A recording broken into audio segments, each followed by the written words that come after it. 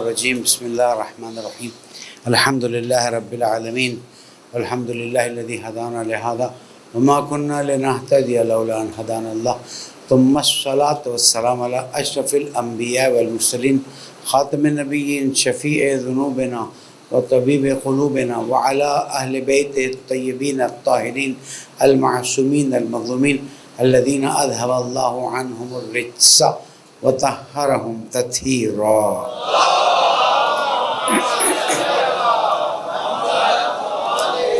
مومن کرام السلام علیکم ورحمۃ اللہ وبرکاتہ.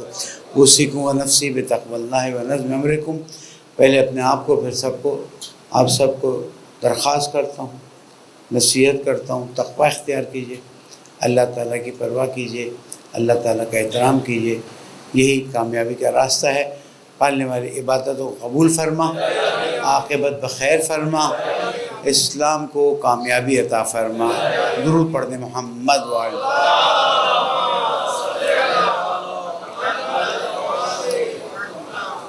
کل 10 رمضان المبارک حضرت خدیجہ سلام اللہ علیہ کے یوم وفات. انشاءاللہ اس سلسلے میں مجالس بھی برپا ہوں گی اور جناب خاتون جنت کے والدہ کے ذکر کو بیان کیا جائے گا، اس لیے کہ ہم نے کچھ چیزوں کو خود ہی دبایا ہے، بے توجہی ہے یا کیا ہے. مثلا حضرت خدیجہ سلام علیہ کا رول بالکل زیرو کر دیا. کہاں بیان کر؟ آپ میں سے کتنوں کی بیٹی کا نام خدیجہ ہے؟ پہلا سوال تو اپنے آپ سے بھی کروں گا کہ کتنی بیٹیوں کے نام جناب خدیجہ پہ ہیں؟ ہماری کتنی مسجدوں کے نام جناب خدیجہ پہ ہیں؟ یہ ہمیں دیکھنا ہوگا. کیوں؟ اس لیے کہ انہی طریقوں سے ناموں کو زندہ، جس نے اپنی ساری زندگی حضور اکرم پر فدا کر دی، اسلام پر فدا کر دی. اور حضور اکرم نے بھی جب تک خدیجہ کبریٰ سلام اللہ تھیں اس وقت تک کسی اور سے شادی نہیں کی. پھر تاریخ کے مظالم دیکھیں کہ تاریخ میں یہ تاریخ کس نے لکھی ہے، کب لکھی ہے، کس کی عمر کیا کر دی، کس کی عمر کیا کر دی، اور ہم نے بھی وہی پڑھنا اور بتانا شروع کر دیا. ایک جنگ بدر جیسی کامیاب جنگ کہ جہاں پر دشمن بھرپور طریقے سے حملہ کرنے کے لیے آیا تھا، وہ تو اپنی جنگوں کی بڑی بڑی خوشیاں مناتے ہیں. ہمیں خود بھی یاد نہیں ہے کہ جنگ بدر میں کیا ہوا، کیسے ہوا. ایام آ رہے ہیں نا، اب دیکھ لیجئے گا کتنی جگہوں پر، کتنے اخباروں میں، کتنے میڈیا پہ. وہ تو تکلفاً ہم جب ٹیلی ویژن پہ بیٹھتے ہیں تو تھوڑا سا ذکر ہو جاتا ہے، ورنہ ہمیں جنگ بدر اور جنگ احد، جنگ خیبر اور باقی جنگوں کو یاد رکھنا چاہیے. اس پہ سیمینار ہونے چاہیے، اس میں حضور اکرم اور مسلمانوں کی اسٹریٹجی بیان ہونی چاہیے. کیوں ہم نے سب چھوڑ دیا؟ یہ تو جناب زینب کا احسان ہے کہ انہوں نے کربلا کو زندہ کر دیا، ورنہ کربلا بھی بھلا دیتے، جیسے غدیر کو بھلا دیا. معصوم نے فرمایا نا، اور ظاہر معصومین نے اتنی تاکید کی تو نہ ہم غدیر کو بلائیں، نہ کربلا کو بلائیں، نہ احد کو بلائیں، نہ بدر کو بلائیں. اور پھر میں نے بتایا تھا نا، جنگ بدر کا ذکر کتابوں میں ہوا. جب کتابیں آئیں تو پتہ چلا کہ جنگ بدر کا ذکر ہے، جنگ بدر کے ہیرو کا ذکر ہی نہیں ہے. جتنے بھی مارے گئے تاریخ لکھتی ہے آدھوں کو مولا کائنات نے واصل جہنم کیا، اور وہیں سے مولا کائنات کی دشمنی لوگوں کے دلوں میں آئی جو آج تک زندہ ہے. ظاہر ہے اس سے زیادہ کھل کے بولنا مناسب نہیں ہے کہ کس طرح سے مولا کائنات اور ان کے بیٹوں کی جو ہمارے ائمہ معصومین ہیں ان کا ذکر جو ہے کیا گیا، اور کس طرح سے ان کی دشمنی کو آگے بڑھایا گیا. علیہ حال ہمیں ان چیزوں کی طرف توجہ کرنی ہوگی. ہم بھی ذمہ دار ہیں، آپ بھی ساتھ دیجئے تاکہ جو نہیں تھے ان کو کہاں تک پہنچایا جا رہا ہے، اور جو ہیں ان کو ہم کہاں پر چھوڑ کے آگے بڑھ رہے ہیں. ہمیں ان چیزوں کو زندہ کرنا چاہیے. اور سوشل میڈیا ہمارے لیے بہت اچھا طریقہ کار ہے، لیکن منفی رجحان نہیں ہونا چاہیے. جس کے پاس مثبت بات کرنے کی چیزیں ہوں اسے منفی رجحان کی کوئی ضرورت نہیں ہے۔ اور جب آپ کربلا کا ذکر کرتے ہیں تو خود بخود اس پر لعنت ہو جاتی ہے جس نے کربلا کو بنایا یا کربلا کو اس طرح سے آگے بڑھایا کہ امام کی شہادت ہے، بنی ہاشم کی شہادت ہے، رسول کی بیٹیوں کا بے پردہ ہونا ہے، اور ہر چیز خود بخود کھل کے آ جاتی ہے، اور پھر ہمارے دل سے آواز نکلتی ہے بر دشمنان اہل بیت لعنت۔ تو یہ ہمیں اصولی طور پر رکھنا ہے۔ تو ہم جنگ بدر کا ذکر کریں گے، بچوں کو پتہ چلے گا کہ کس طرح سے تھا۔ اچھا، بعض کتابوں میں جنگ بدر کو بھی ایسا ملیہ میڑ کر کے پیش کیا گیا ہے کہ بعد میں لوگوں کو پتہ ہی نہ چلے۔ جنگ بدر تو ایک کھلی کتاب ہے نا کہ کس طرح سے کفار مکہ ہے۔ پھر اس میں بھی شان، ایک اور چیز بتاتا چلوں، بہرحال ٹاپک کچھ اور بھی تھا۔ اس وقت شان رسالت میں توہین کے واقعات میں ایک واقعہ جنگ بدر کا ہے جو کتابوں میں پایا جاتا ہے۔ یعنی آپ سوچ سکتے ہیں، استغفر اللہ کہہ دوں پھر بات کروں، کہ رسول اکرم کو پتہ چلے کہ وہ قافلہ، تجارت کا قافلہ جا رہا ہے۔ اب میں یہ لفظ کیسے کہوں کہ اسے مثلاً، سمجھ گئے نا آپ، چھینا جائے۔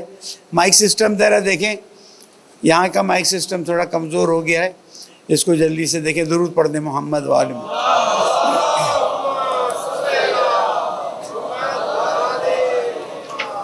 کیا ممکن ہے کہ حضور اکرم اس تجارت کے قافلے کو مثلاً استغفر اللہ لوٹنے کے لیے بھیجیں؟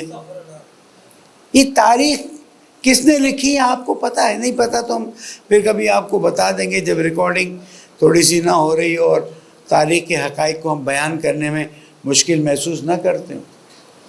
ابھی ٹیلی ویژن پہ 2 واقعات ہوئے ہیں، اور یہ واقعات اگر یہ باتیں ہم نے کی ہوتی تو آج ہم یہاں نہ ہوتے، ہم سلاخوں کے پیچھے ہوتے۔ اور جنہوں نے بیان کیا تو وہ توضیح دیتے ہیں۔ کیا ہے مسئلہ؟ بہت سادہ سا ہے، ساؤنڈ سسٹم دیکھیے، مسئلہ بہت سادہ سا ہے، نہیں مسئلہ سادہ۔ رسول اکرم پر جادو کا اثر ہو گیا، اور ایک دن یا آدھا دن رسول اکرم جو ہیں وہ جادو کے اثر میں، استغفر اللہ، اس ٹائم میں رسول اکرم نے کیا کیا؟ اس ٹائم میں رسول اکرم آیا رسالت کی ڈیوٹی انجام دے سک رہے تھے؟ نہیں دے سک رہے تھے۔ ایسے کیسے ممکن ہے کہ آپ آ کے کہہ دیں کہ ایک دن یا آدھا دن رسول اکرم پر جادو کا اثر رہا ہے؟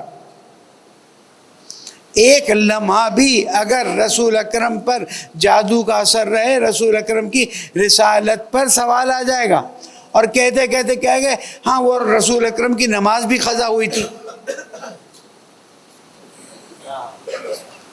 پھر ایک صاحب نے ایک اور بات کہہ دی، اور وہ کیا بات کہہ دی کہ 11 ازواج تھی اور چند بچے پیدا ہوئے، اس کا مطلب ہے بچے کم پیدا کرنے چاہیے۔ کہاں جا رہے ہو تم؟ جب بات کرتے کہتے ہماری کتابوں میں، ہم تمہاری کتابوں کا احترام بچائیں یا شان رسالت کو بچائیں؟ کیوں ایسا ہے؟ میری سمجھ سے باہر ہے۔ میں ٹیلی ویژن چینل والوں سے درخواست کرتا ہوں کہ ایسے مولویوں کو لانے سے گریز کریں، اور کوشش کریں ایسے لوگوں کو لائیں کہ جو اس بات کو سمجھتے ہوں کہ شان رسالت میں توہین سے کیسے بچا جا سکتا ہے۔ ایسے لوگوں کو لائیں کہ جو اپنی کتابوں کے بجائے رسالت، رسول اکرم کی عظمت کو بیان کریں، کیونکہ جب تاریخ میں لکھ دی جائے گی یہ بات، کیا کہا مولانا صاحب نے، وہ کتاب میں لکھا ہوا ہے تو وہ لوگوں کو سکھانے کے لیے، ہر چیز لوگوں کو سکھانے کے لیے کر دیتے ہو۔ اگر ایک بچہ یہ سنتا ہے کہ رسول اکرم کی نماز قضا ہوئی تو کہے گا رسول اکرم کی قضا ہو سکتی تو میری قضا ہو جائے تو کیا ہو جائے گا؟ یا نعوذ باللہ رسول اکرم نے استغفر اللہ کئی مرتبہ خودکشی کا سوچا۔ جب تم دین ایسی جگہ سے لوگے جو مستند نہیں ہے تو یہ مسئلہ تو آئے گا نا سامنے۔ پھر ہم آ کے دیکھتے ہیں خود جناب خدیجہ سلام اللہ علیہ کی عمر کے بارے میں جو چیزیں لکھی گئی ہیں، اور ہمارے ہاں بھی اس کو مشہور کر دیا گیا ہے۔ اس کو ہمیں سوچنا ہوگا، اس کو ہمیں ریوائز کرنا ہوگا تاکہ ہم حقائق تک پہنچیں اور جانے کہ کیا ہے۔ عزیزوں، ماہ رمضان ہے، روزے کی حالت ہے. 3 یا 4 آیتیں جلدی جلدی آپ کی خدمت میں پیش کر دیتا ہوں. ایک تو وہی آیت کہ جو میں نے ماہ رمضان کی ابتدا میں عرض کی تھی کہ اللہ سبحانہ وتعالیٰ فرماتا ہے وَإِذَا سَأَلَكَ عِبَادِي عَنِّي فَإِنِّي قَرِيبٌ أُجِيبُ دَعْوَةَ الدَّاعِ إِذَا دَعَانِ، کہ جب میرا بندہ مجھے پکارتا ہے تو میں اس سے بہت نزدیک ہو جاتا ہوں. افطار کے وقت اس سے پکاریں، پہلے بیٹھ جائیں، دسترخوان لگائیں، جتنی چیزیں بھی ہیں اللہ آپ کے دسترخوانوں کو بابرکت بنائے، آباد رکھے، آپ کا سایہ آپ کے بچوں پر انشاءاللہ قائم رکھے، آپ کی روزیوں کو زیادہ کرے، انشاءاللہ مسائل کو حل کرے. ایک درود پڑھ دیں محمد.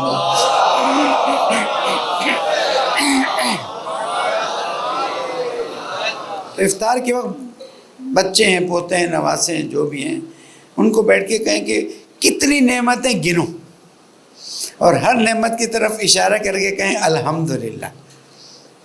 ہے نا، لئن شکرتم لازیدنکم، پچھلے جمعے کو بتا دیا نا.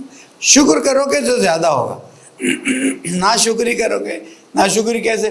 کھاتے جا رہے ہو، تمہیں احساس ہی نہیں دینے والا کون تھا، کس کی برکت سے تمہیں مل رہی؟ زمانے کے امام کی برکت سے مل رہی نا روزی. زیارت جامعہ پڑھیں نا کہ آپ ہی کی برکت سے بارشیں ہوتی ہیں، آپ ہی کی برکت سے روزیاں ملتی ہیں. نعمت جتنی بھی ہے شکر کریں، یہ بڑھ جائیں گی. تو اللہ سبحانہ وتعالیٰ کیا فرماتا ہے؟ اے میرے حبیب، جب میرا بندہ تجھ سے میرے بارے میں سوال کرے تو اس سے کہہ دے انی قریب، پریشان نہیں ہو، میں تجھ سے قریب ہوں، تیری پکار کا میں جواب دیتا ہوں. پالنے والے، تو ہم سے اتنا قریب ہوتا ہے، ہم تجھ سے قریب کیسے ہوں گے؟ پھر دوسری آیت ادعونی استجب لکم، وہ مالک کہہ رہا ہے، وہ کہ جو ہر چیز پر قدرت رکھ رہا ہے کہہ رہا ہے کہ تم مجھے پکارو، میں تمہیں جواب دوں گا. تو اس کو پکاریں، وہ آپ کو جواب دے گا. اور اس کو پکارنے میں اگر زحمت محسوس کر رہے ہیں تو بہت ہی سادہ طریقہ یہ ہے کہ آپ درود پڑھ کے دعا مانگ لیا کریں. جیسے ہی آپ درود پڑھ کے دعا مانگیں گے، درود تو قبول ہونی ہی ہونی ہے، دعا بھی قبول ہو جائے گی. جو پریشانی ہے، حتیٰ امام جعفر صادق علیہ السلام فرماتے ہیں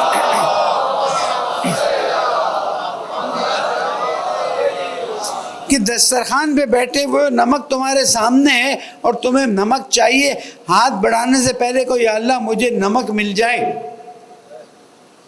اس سے سادہ مثال، نمک سامنے ہے، ہاتھ بڑھے گا اور آ جائے گا، پھر بھی دعا کرو یا اللہ یہ نمک مجھے مل جائے، اس لیے کہ تمہارے ہاتھ کے نمک تک پہنچنے اور تمہارے نمک کے استعمال کرنے کے درمیان میں بڑی بڑی مصیبتیں آ سکتی ہیں، اور ہر چیز تمہارے ہاتھ سے جب تمہیں مل جائے اور تم استعمال کر لو تو تم کو یا اللہ تیرا شکر میں نمک استعمال کر سکا. دیکھیں مثالیں بہت چھوٹی چھوٹی سی ہیں لیکن اس کے اثرات بہت بڑے بڑے ہیں، اور اسی لیے ہم ہر دفعہ کہتے ہیں کہ در محمد و آل محمد پر آ کر مانگو. درود پڑھ دیں محمد وال.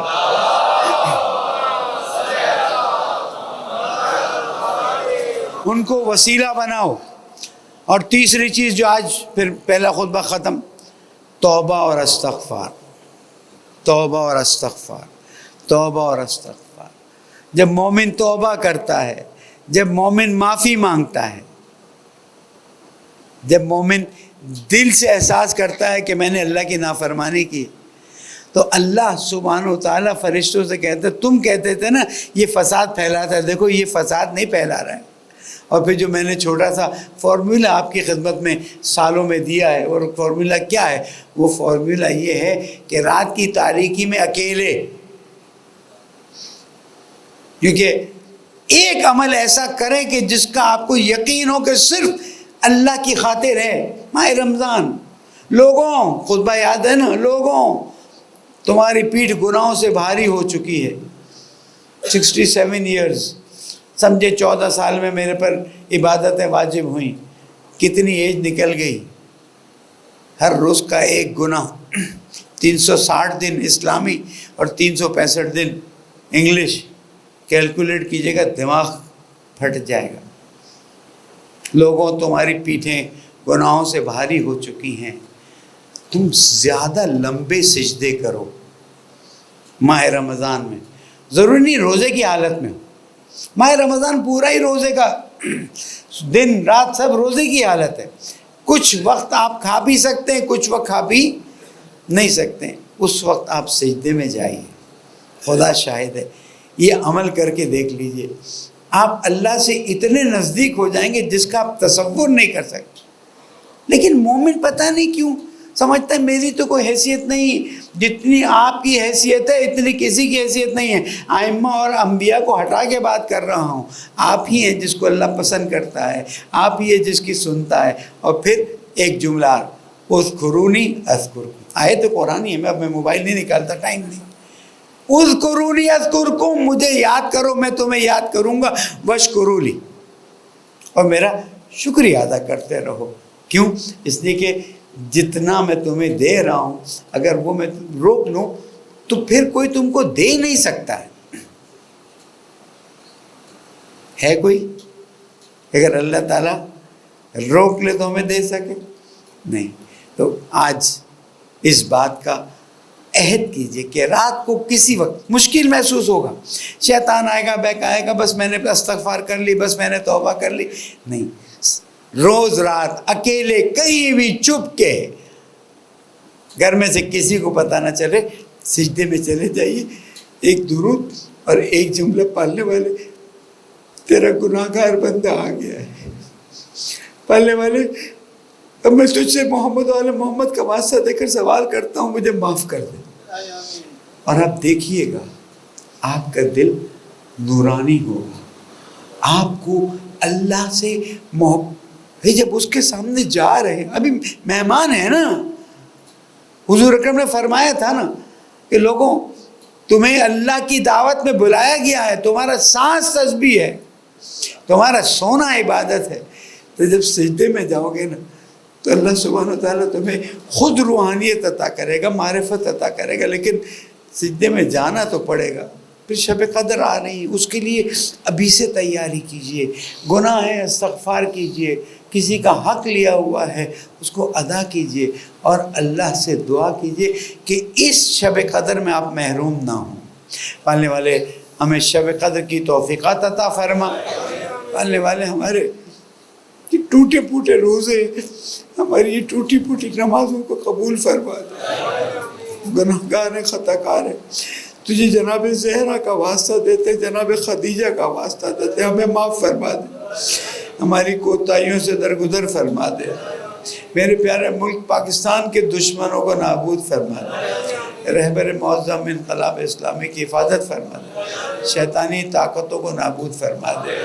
پالنے والے جب تو نے روزے کی توفیق عطا فرمائی ہے تو ہماری دعاؤں کو بھی قبول فرما، عبادتوں کو قبول فرما، مرحومین کی مغفرت فرما، ہماری موت کو اہل بیت کی محبت پر قرار دے، ہماری نسلوں کو اہل بیت کے چاہنے والوں میں قرار دے، ہماری نسلوں کو تیری بندگی کی توفیق عطا فرما۔ پالنے والے اہل بیت کی شفاعت نصیب فرما، جنت میں ان کے ساتھ مقام عطا فرما، زمانے کے امام کو راضی فرما، ان کے ظہور میں تعجیل فرما۔ بسم اللہ الرحمن الرحیم، والعصر ان الانسان لفی خسر الا الذین آمنوا وعملوا الصالحات وتواصوا بالحق وتواصوا بالصبر، صدق اللہ العلی العظیم۔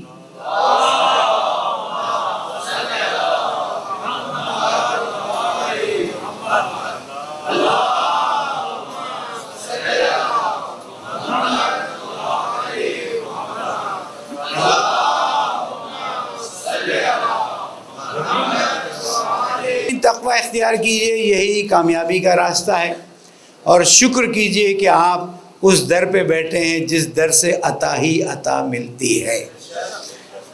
اب یہ خوش قسمتی ہے ہماری، اور انشاءاللہ امید کرتا ہوں کہ اللہ سبحانہ وتعالی ہم سب کے روزے، نماز، عبادتوں کو قبول کرے گا، اور اس کا بہترین اجر عطا کرے گا، اور اس کا اثر پورے سال ہم پر باقی رہے گا۔ بھائی بیٹھ جائیے، بعد میں بات کر لیں گے، کوئی مشکل نہیں۔ ایک درود پڑھ دیں محمد بھائی۔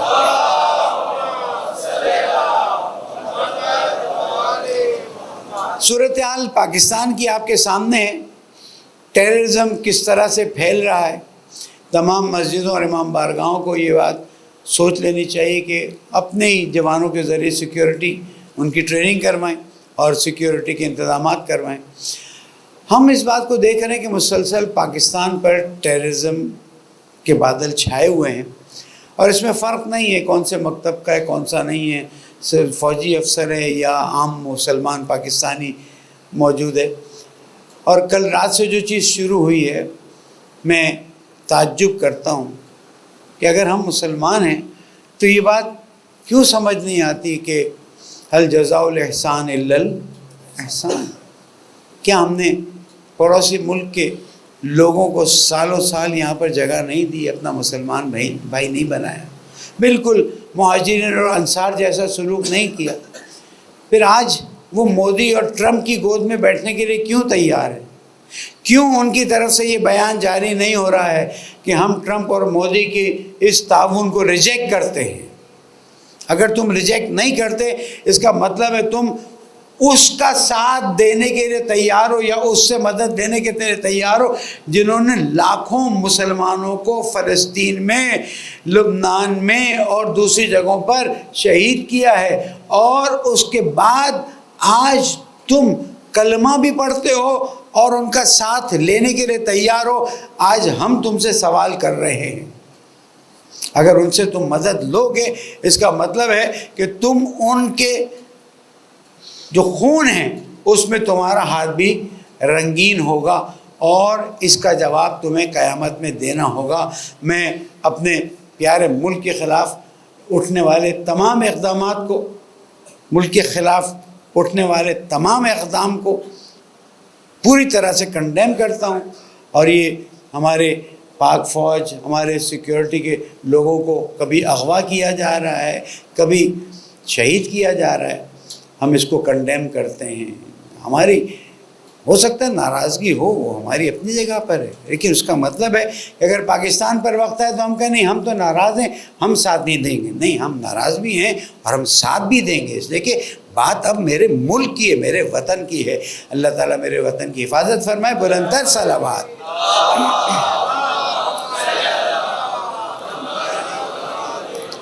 آتے ہیں ہم اس بات کی طرف کہ ایران کے جو مذاکرات امریکہ کے ساتھ، یا امریکہ کے مذاکرات ایران کے ساتھ چل رہے تھے، وہ مذاکرات بالکل واضح طور پر مثبت آگے چل رہے ہیں. لیکن آج 3 بجے امریکہ کے ٹائم کے مطابق ٹرمپ نے ایک میٹنگ بلائی ہے تاکہ کوئی راستہ نکالا جا سکے. دیکھیں ٹرمپ نے کیا کہا.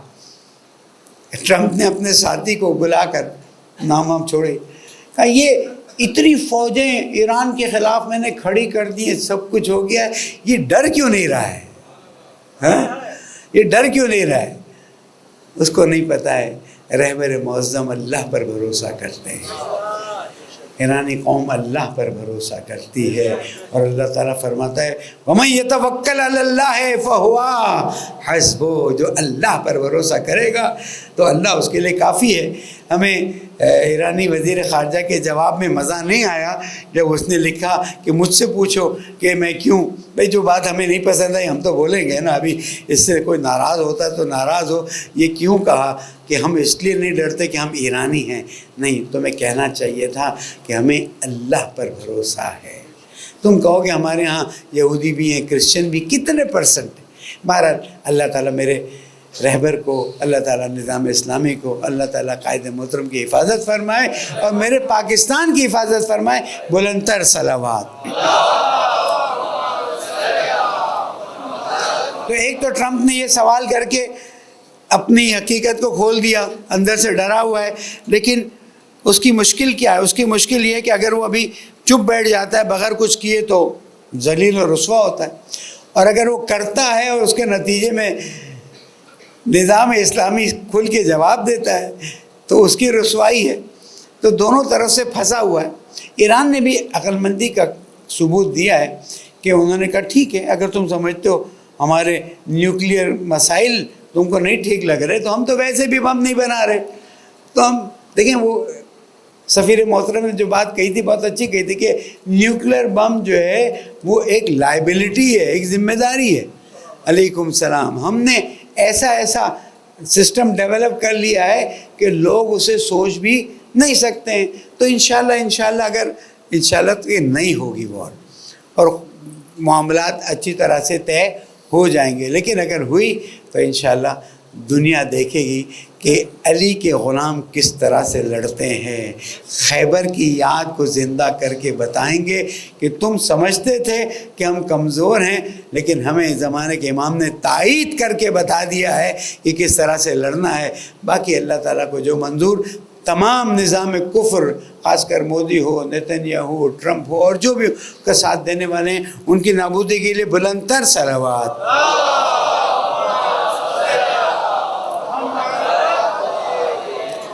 میں آپ کے توسط سے اعلان کرتا ہوں کہ شہداء اور زخمی جو ترلائی مسجد خدیجہ کبریٰ والے ہیں، ہماری ٹیم گئی ہے پچھلے 3-4 دنوں میں اور بہت دور دور تک ڈھونڈا ہے. بہت سو کے مسائل، مشکلات کا شکار ہیں. گھر کا کمانے والا چلا گیا، دوسرا ہے. ہماری ٹیم ڈھونڈ رہی ہے ان کو، لیکن اگر ان تک میری آواز پہنچتی ہے تو وہ دفتر قائد ملت جعفریہ سے فوری رابطہ کریں. ہماری ذمہ داری بنتی ہے. اب ان گھر کے افراد جو اس وقت بے روزگار ہو گئے، دوسرے، ہمیں تو کہا گیا تھا کہ حکومت نے دے دیے، چیک دے دیے، سب کچھ ہوا ہے، لیکن پھر بھی ہم نے آپ کی طرف سے ٹیمز بھیجی تھی اور انہوں نے بتایا کہ اگر چیک ملا ہے تو ان کے بینک اکاؤنٹ نہیں ہیں. چیک ملا ہے تو کہا گیا، ہم کرٹیسائز نہیں کر رہے، مشکل کو بیان کر رہے ہیں. تو شہداء کی فیملیز کی کوئی مشکل ہے یا زخمیوں کی فیملیز کی کوئی مشکل ہے تو وہ فوری طور پر دفتر قائد ملت جعفریہ سے رابطہ کرے. انشاءاللہ ان کے ساتھ بھرپور تعاون ہوگا. ان سب کی مشکلات کی آسانی کے لیے بلند تر صلوات.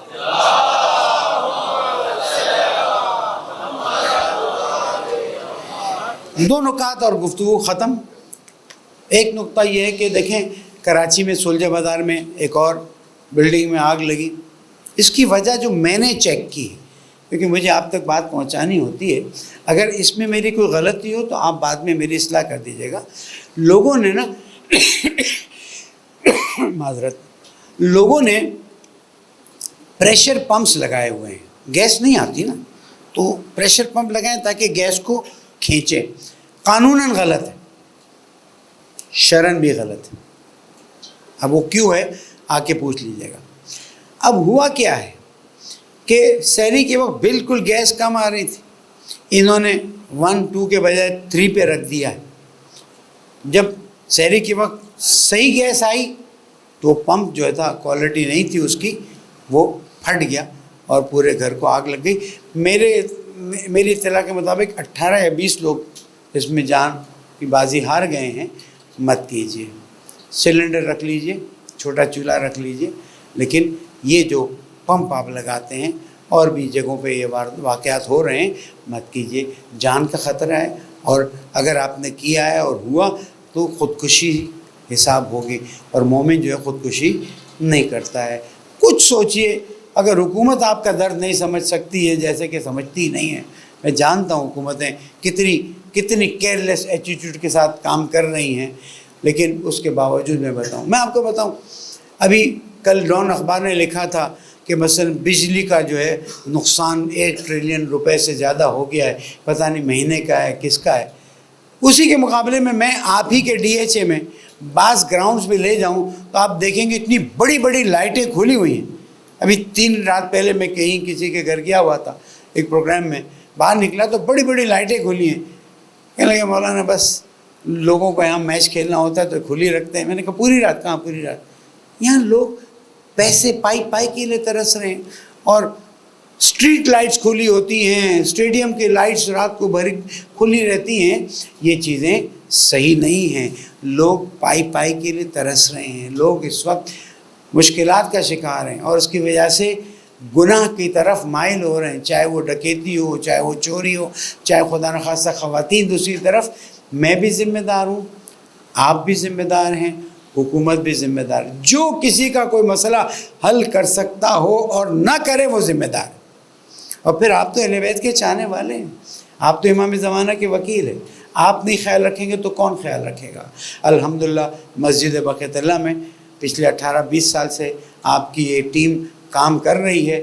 ماہ رمضان میں سحری کا انتظام ہے، نماز فجر کے بعد درس ہے، نماز ظہرین کے بعد درس ہوگا، نماز مغربین سے پہلے درس ہے، پھر افطار ہے، پھر 9:15 بجے درس ہے۔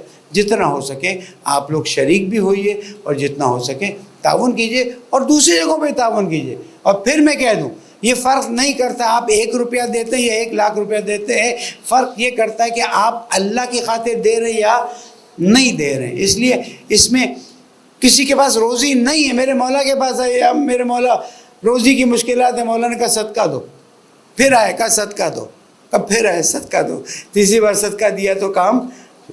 جب تک آپ اللہ کی راہ میں نہیں دیں گے آپ کی روزی میں وسعت نہیں آنے والی۔ مولانا کہاں سے آئے گی وہ جانتا ہے۔ وَيَرْزُقْهُ مِنْ حَيْثُ لَا يَحْتَسِبْ، وہاں سے دے گا جہاں کہ آپ کا گمان بھی نہیں ہے۔ پھر ریکویسٹ کروں گا، رات کو دعائے ابو حمزہ سمالی کا 1 پیج سحری کے وقت پڑھ لیں، رات کو پڑھ لیں، دعا افتتاح پڑھ لیں۔ باقی ماہ رمضان کی چھوٹی چھوٹی دعائیں مفادی میں ہیں، آپ کے پاس موبائل میں ہیں۔ یہ رابطہ ٹائم نہیں ہے، معذرت، 9 رمضان گزر چکی ہے، ہمیں تو رونا آ رہا ہے کہ 9 رمضان کے دن گزر گئے اور ہم کوئی توبہ، استغفار، درود، کوئی شکرانہ نہیں کر سکے۔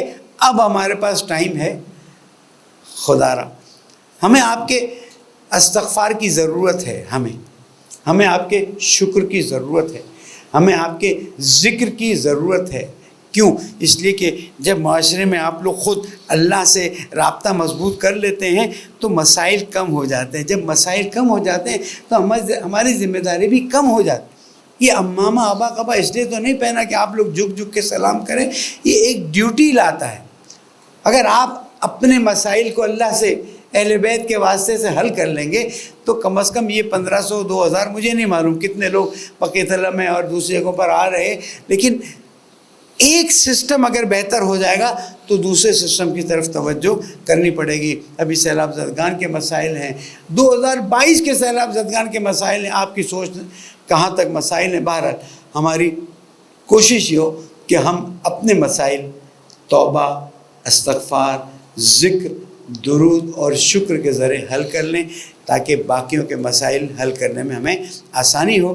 اور اس سجدے میں جب جائیں اور آپ کو ایک خاص کیفیت محسوس ہو تو حقیر کے لیے ایک چھوٹی سی دعا کر لیجئے گا کہ میری بھی حاجتیں ہیں، میری بھی پریشانیاں ہیں، میری صحت کے مسائل ہیں، میرے لیے اللہ تعالیٰ کوئی ایسا راستہ کھولے کہ میں بہتر خدمت انجام دے سکوں۔ پالنے والے دعاؤں کو قبول فرما، پریشانیوں کو دور فرما، ان ظالموں کو نابود فرما، میرے ملک کو امن کا گہوارہ بنا، رہبر معظم، مراجع اعظام، قائد محترم نظام اسلامی، علماء کرام سب کی توفیقات میں اضافہ فرما۔ اے رب العزت بے گناہ اسیروں کو آزاد فرما، لاپتہ اسیروں کو جلد سے گھر واپس لوٹا دے۔